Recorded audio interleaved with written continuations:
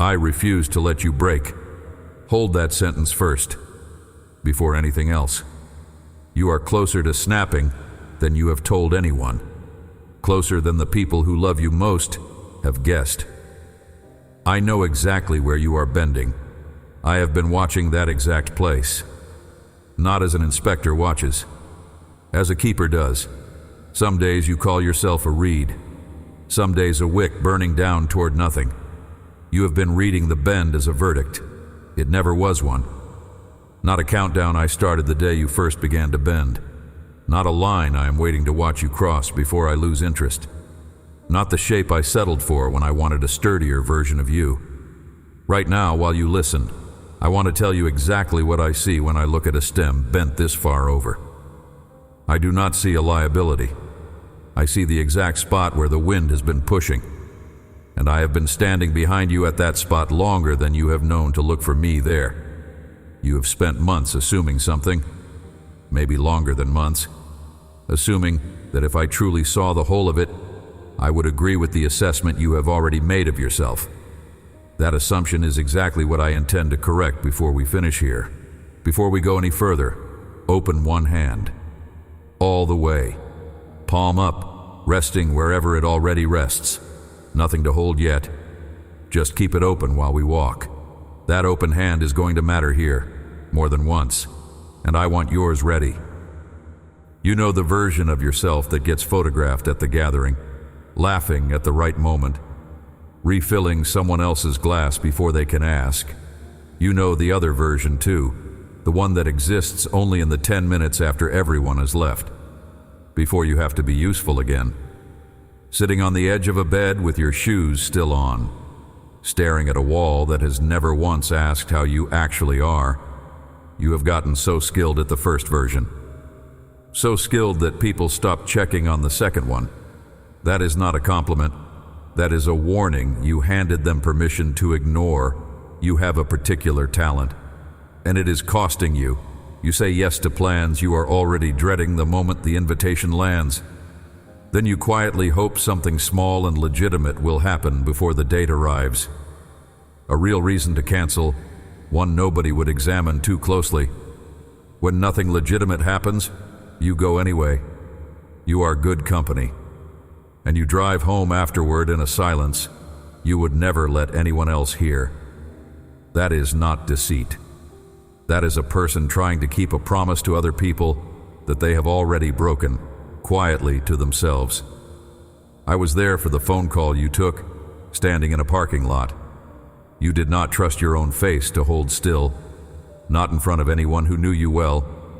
I heard you say, "I'm okay, just tired," to 3 different people in a single day. I heard how much less you meant it each time. I have watched the calendar you keep filling. Turning something down felt like admitting a thing you were not ready to admit even privately. None of it surprised me. None of it changed how close I was already standing. There is a particular kind of tired that does not show up on a scan. It does not show up on a schedule either. The kind that has nothing left to do with sleep. You have tried sleeping more. You have tried a lighter week when one was even available. Neither touched it. Because what is worn down in you was never wrested out of you. It was carried out of you. One obligation at a time, over more months than you have bothered to add up. And somewhere in the middle of all that carrying, you did the arithmetic, quietly, without ever writing it down anywhere another person could find it. You priced yourself the way the world prices anything that bends, by what is left. How much strength is still in reach? How many more requests you can absorb before something audible happens? You have started grading your own worth the way you would grade a tool dropped too many times.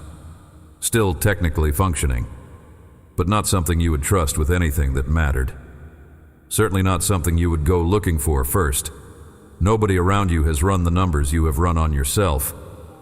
To them, you are simply reliable. The one who shows up.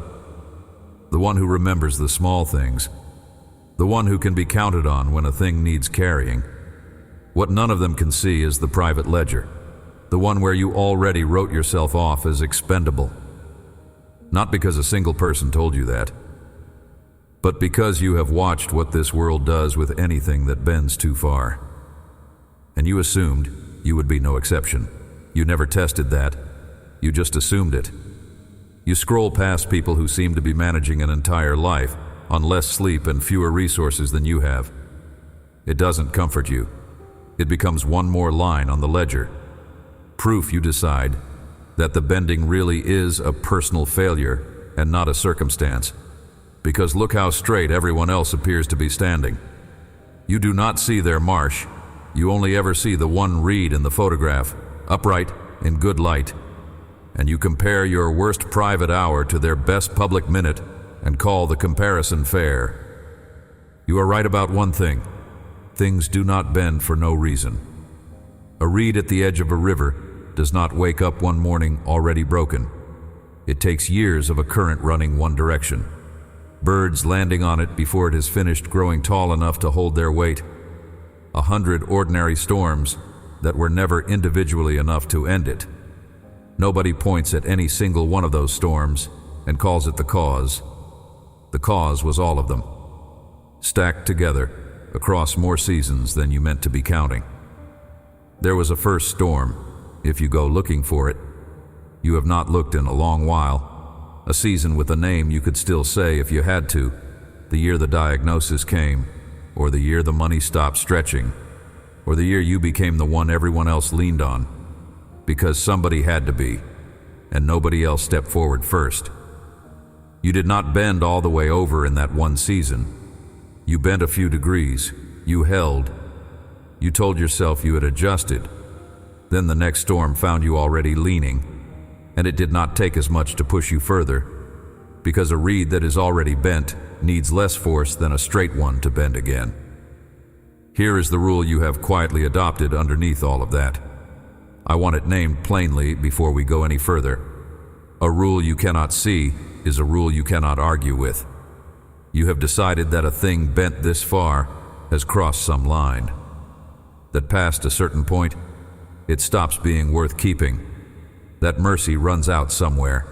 That once a person falls below a certain usefulness, the honest response is to finish the breaking quickly, quicker than carrying the cost of mending. You did not invent that rule from nothing. You learned it from watching how efficiently this world discards whatever stops performing at full output. I did not teach it to you, and I do not run my house by it. You learned that rule honestly, I will grant you that. You learned it from a marketplace, one that prices a bent tool at scrap and a worn machine at salvage. From systems that measure a person by their output for a quarter. Systems that quietly reorganize around whoever produces the most with the least complaint. None of that is evil. Not in the way you might mean the word. It is simply how efficiency works. But efficiency was never built to decide what a person is worth.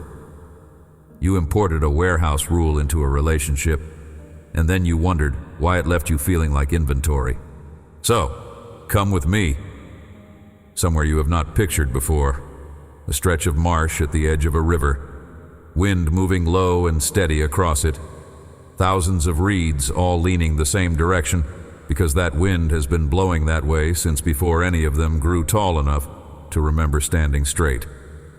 Somewhere in that field is the exact one you have been describing when you talk about yourself, bruised near the base, bent so far over that from a distance it reads as finished.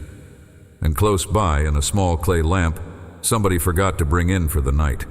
A wick burned down almost to nothing.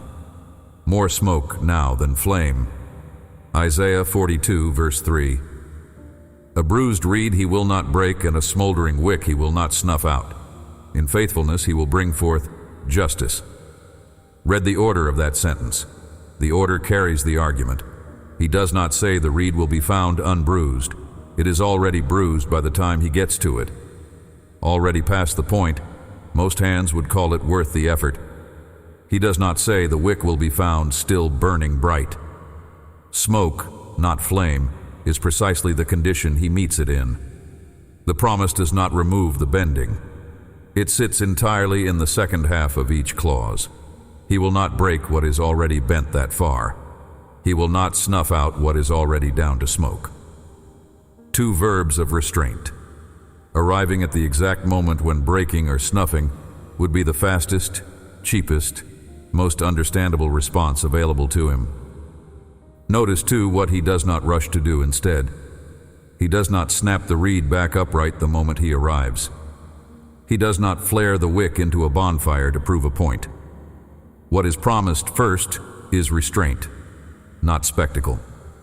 The world's instinct with anything bent this far is a fast decision. Mend it or discard it.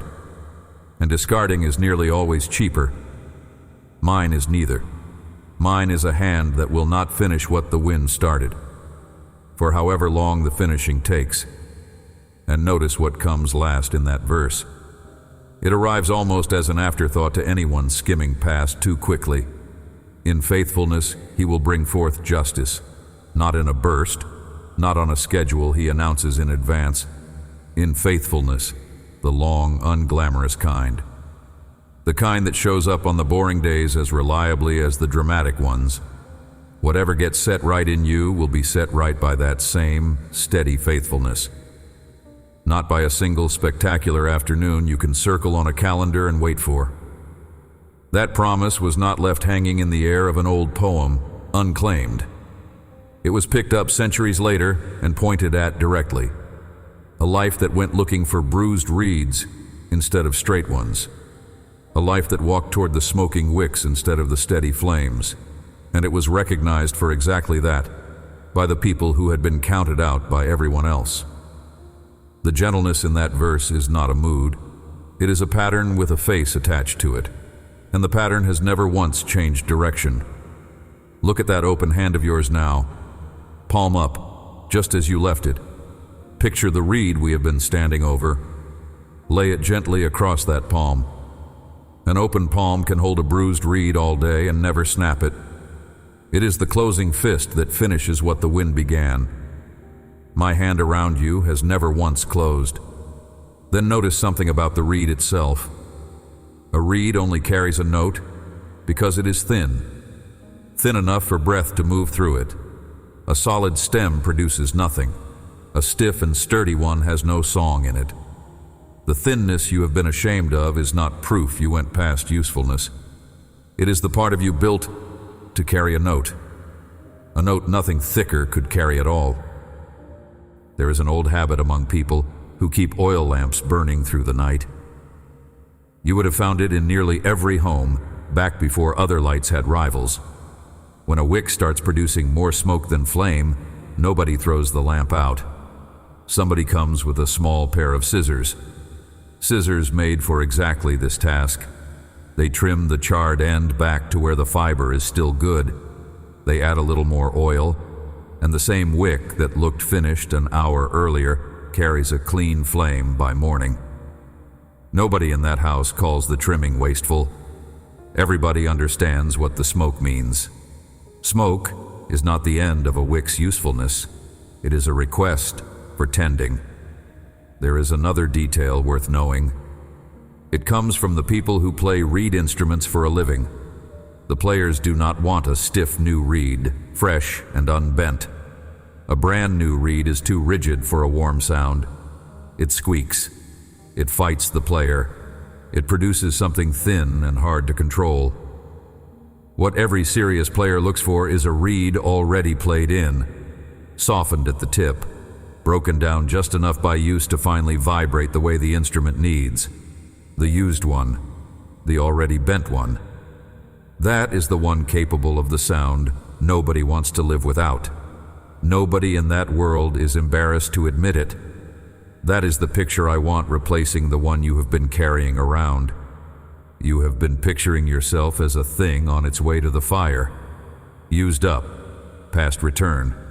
One storm away from a decision being made about you by somebody with less patience than the situation requires.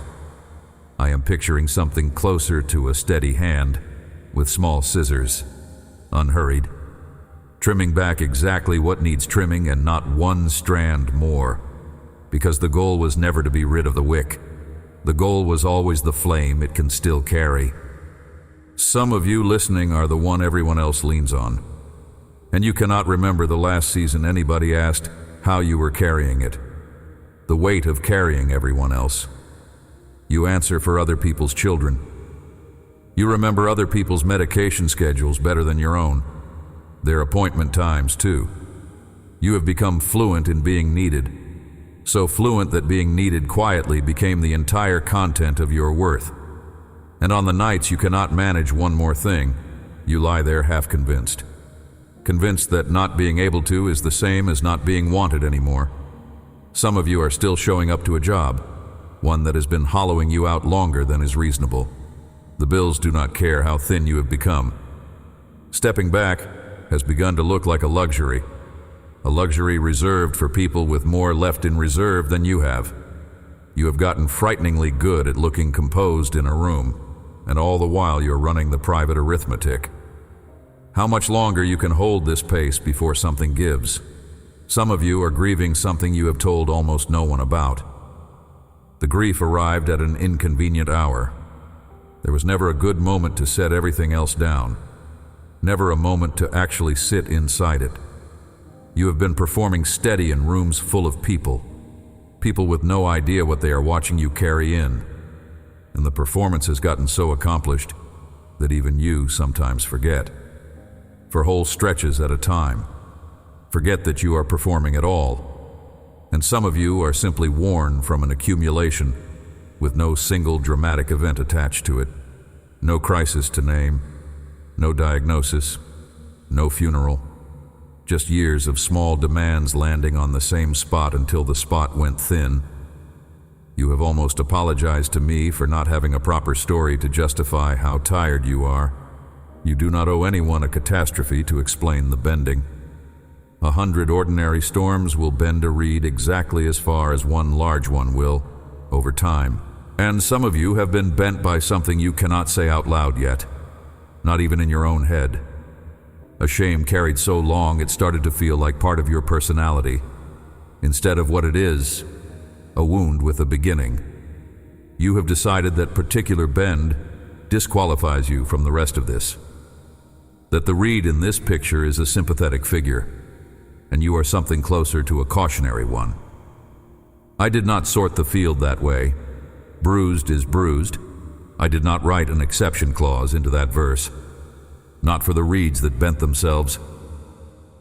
To every one of you, I'm saying the same thing. The thing I said standing over that marsh.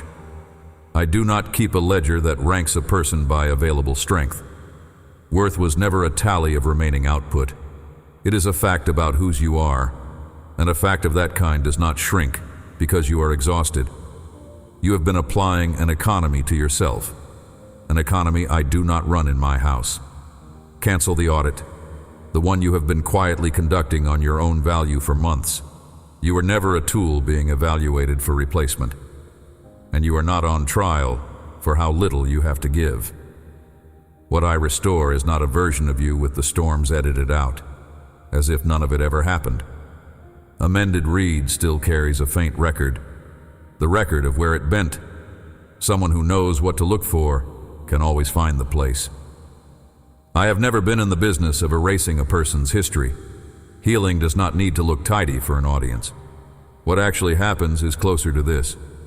The place that bent becomes the strongest point along the whole stem, because that is the exact spot I have spent the most time holding. You will not leave this pretending the seasons cost you nothing. You will leave it carrying a place that has already survived something. And a place like that is worth more to me. Worth more than one that was never once tested by wind. Understand what mending actually looks like from where I stand. You have been picturing an instant reversal and privately grading me against a timeline I never promised. A reed does not straighten in a single afternoon simply because the wind has stopped. It comes back the way anything green comes back, slowly, from underneath, with the bent shape often still visible for a long while after the strength beneath it has genuinely returned. I'm not embarrassed by how long mending takes. I designed the process, and I have no interest in skipping past it just to make the recovery look more impressive to anyone watching from outside. That means some of what you are carrying will not lift the day you finish this. It may lift slowly, in a shape that looks less like relief and more like a very gradual straightening you only notice weeks later when someone mentions you seem different and you realize you cannot pinpoint the exact day it started. That is not a lesser kind of healing. It is closer to how healing actually behaves, most of the time, for most people, in most seasons that were not written down for anyone else to read. Do not mistake the slowness for reluctance, on my part. A gardener who wanted a plant merely to look upright for a photograph could stake it, wire it, force the shape overnight, and it would hold exactly as long as the stake did, and not one day longer. That is not what I am building in you. I am after a strength that comes from underneath. Root strength, the kind that keeps a thing standing long after whatever propped it up in the beginning has been taken away entirely. That kind cannot be rushed without being faked, and I am not interested in giving you a fake. Now take a slow breath. Let it go out across that open hand of yours. Not a puff. A long, unhurried release that takes its time leaving. Notice what a breath like that would do to a small flame. Nothing at all. A short, sharp breath scatters even a strong fire. Only the long, patient one can pass a low flame without putting it out. I have been breathing that way over you the entire time. The whole time you thought you were unraveling with nobody watching. I want to correct something you have quietly assumed. Something about when I started paying attention to this. You have pictured me arriving late, noticing only once the bending became visible enough to count as a crisis. The way people notice a person only after they say the hard thing out loud. That is not when I started. I was watching the very first storm, the small one you do not even remember by name, the season when the bending began, when nobody, including you, thought it worth mentioning. I've been counting every degree of it. Counting since long before you knew there was anything worth counting. Which means the years you think of as wasted were not years I was somewhere else. The years you kept bending and nobody appeared to notice, when nothing seemed to change on the surface. I was not waiting off to the side, not waiting for the story to get interesting enough to justify my attention. I was present for the long, boring middle of it. The part with no crisis, no rescue, no dramatic turn, just a person quietly absorbing one more thing than they should have had to, and getting up the next day regardless. That middle stretch is not a section of your life I skipped past. One more time now. Look at that hand, still open. Keep it open for a slow count of 5. Do not let it close. Notice how much more effort an open hand takes than it seems like it should. The fist is the easier position, the one your hand falls back into without being asked. Staying open is not a passive thing at all, kept from closing back around everything you are afraid of losing. It takes a grip stronger than your own to hold a tired hand open that long. That grip is what I have been offering you this whole time. Here is what being held instead of snapped looks like on an ordinary day. You have been picturing something far more dramatic than this. It looks like waking up still tired and choosing the smaller yes, not the automatic one. It looks like letting a call go to voicemail. No apology composed in your head before the phone is even down. It looks like noticing halfway through a sentence that you were about to say, "I'm fine," and realizing you do not have to finish that sentence. Not with everyone who happens to ask. It also looks like something quieter still. Something almost too small to report to anyone. It looks like the morning you catch yourself standing a little straighter without deciding to. It looks like a note landing under your fingers that used to come out flat and now comes out with something like warmth in it. None of these will feel like an event while they are happening. That is how the early part of straightening usually feels. Too ordinary to mention, and true anyway. Notice it first in the smallest places. The way you would notice a flame settling into a steady burn, not a fire suddenly roaring up all at once. A question a child asks for the 4th time. You answering it as though it were the first. A delay at the counter that used to tighten your jaw. It passes through you now without the usual heat behind your eyes. None of that will announce itself as a miracle. A wick that has stopped guttering is not doing anything loud. It is simply staying lit, holding one steady flame, which was always the entire assignment and the entire promise made back to it. I am not going to hand you a date for when the bending stops, or a season to circle in advance, or a promise that the exhaustion lifts the moment this ends. Some of you will feel strength return sooner than you expect. Some of you are going to keep bending under real weight for a while yet. Weight that is not clearing quickly. I will not soften that fact just to make the next few minutes comfortable. What I am promising is not a schedule. It is this. The wind does not get to finish what it started. Not on a reed I am holding. For as long as that holding takes. There are others of you here. The ones who are not the bent one at all. You are standing beside someone you love, watching them hold together in every room except the one where you can actually see them clearly. And you do not know whether to say something or let them keep pretending, because the last time you tried, you watched their face go tight and the subject changed before you could finish. Keep showing up in the small, unglamorous ways. Bring the meal without asking whether it is needed. Send the text that does not require a reply. You are not asked to fix the bend yourself. You are only asked to stay near it without flinching. And if you are the one who has already tried and failed to fix someone else's bending, and you quietly blame yourself for amending, you were never equipped to carry out on your own. Hear this too. You were never handed the reed to straighten. You were only ever asked to stand near it in the wind, which you have done, more faithfully than you are giving yourself credit for right now. Go back with me to that marsh, once more. There is a detail worth noticing before we finish here. No reed out there is holding itself upright alone. What looks from a distance like one stem standing against the wind is actually 1,000 roots knit together under the waterline, invisible from the surface, each one keeping the others from going all the way down. You have felt, more nights than you would ever say out loud, like the only bent thing in the field. You were not the only root holding on down there, not on a single one of those nights, even when it felt exactly that lonely from where you were standing. I have been counting the seasons this took, all of them. Everyone was already accounted for by someone other than you, long before you started keeping track. Not one storm went unnoticed. Not one quiet hour on the edge of a bed, shoes still on, happened outside my sight. The tally you have been keeping against yourself is not the only tally in the room, and it is not the tally that decides how this ends. This is the one sentence I most want you to carry out of this marsh. You are not a discard, not a liability weighed against the cost of keeping you. Not a candle somebody is deciding whether to relight or throw out.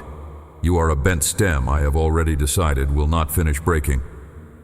A low flame I have already decided will not finish going out. Neither decision was ever up for review, not based on how little you have left to give. I do not measure you by the gauge. I never did. Stand in that a moment longer than feels necessary. Whatever bent you this far, the seasons of it, the storms nobody else counted, the quiet arithmetic about your own worth, run in rooms nobody else entered, none of it moved you outside my reach. My hand has been holding the exact spot where you are thinnest the entire time. The wind does not get the final word over a reed I am holding. The dark does not get the final word over a wick I am tending. And you do not get the final word over yourself either. Not the version of that word you have been writing alone on the nights you thought no one was counting. Amen.